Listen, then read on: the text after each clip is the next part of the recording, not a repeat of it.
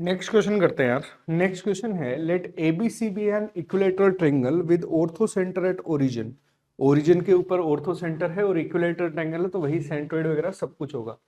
And the side BC on the line this. तो चलो बनाते हैं यार। ये मान लो एक ट्रायंगल है ए बी सी। इस लाइन की इक्वेशन हमें गिवन है। इस लाइन की इक्वेशन है x plus 2√2y equals to 4।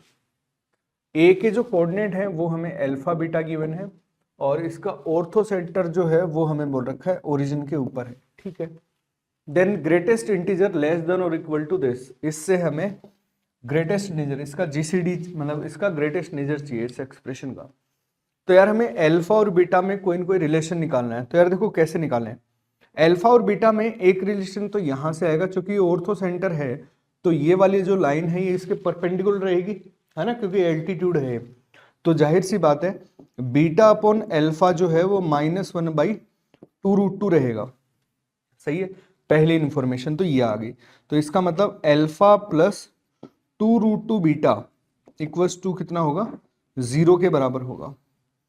अरे सही ना यार, पहली इक्वेशन तो ये आ गई, अल्फा प्लस 2√2 बीटा जो है वो अपना 0 के बराबर आएगा। सही है, सॉरी उल्टा कर दिया क्या यार मैंने, इसका जो स्लोप है वो इसके बराबर कर दिया मैंने, तो ना ये कितना आएगा, beta by alpha equals to 2√2 आएगा। तो बीटा बराबर कितना हो गया, 2√2 अल्फा। अरे सही ना, इसका स्लोप कितना है -1/2√2, तो इसका बीटा बाई अल्फा इसका स्लोप कितना हो जाएगा 2√2। तो बीटा इक्वल्स टू 2√2 अल्फा आ गया। अब दूसरी जो चीज है, दूसरी जो प्रॉपर्टी है वो अपन इसमें देखो क्या यूज ले सकते हैं। अब हमने ये वाली तो लाइन हमने यूज ले ली, फिर हमें पता है कि यार यही सेंट्रोइड होगा, यही ऑर्थो सेंटर होगा, इक्विलेटरल ट्रायंगल है तो, और हमें पता है ये 2:1 में कट करेगा।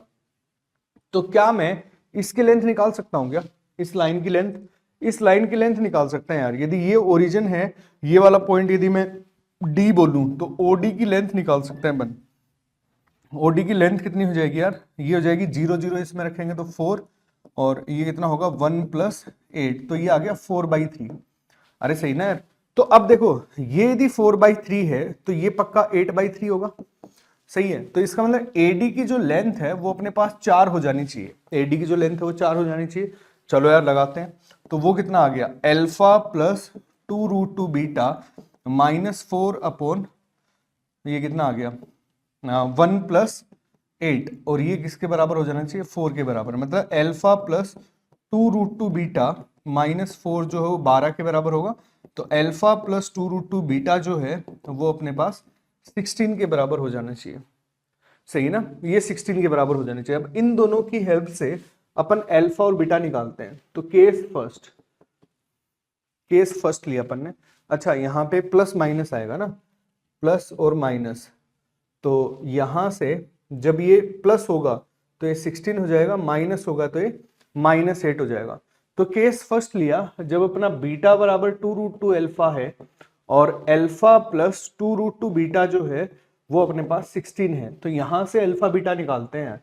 तो बीटा की मैं वैल्यू रख दूं, बीटा की वैल्यू 2√2 अल्फा रखी तो 8 अल्फा आ गया यहाँ पे, है ना। तो ये कितना आ गया, अल्फा की वैल्यू 16/9 आ गई।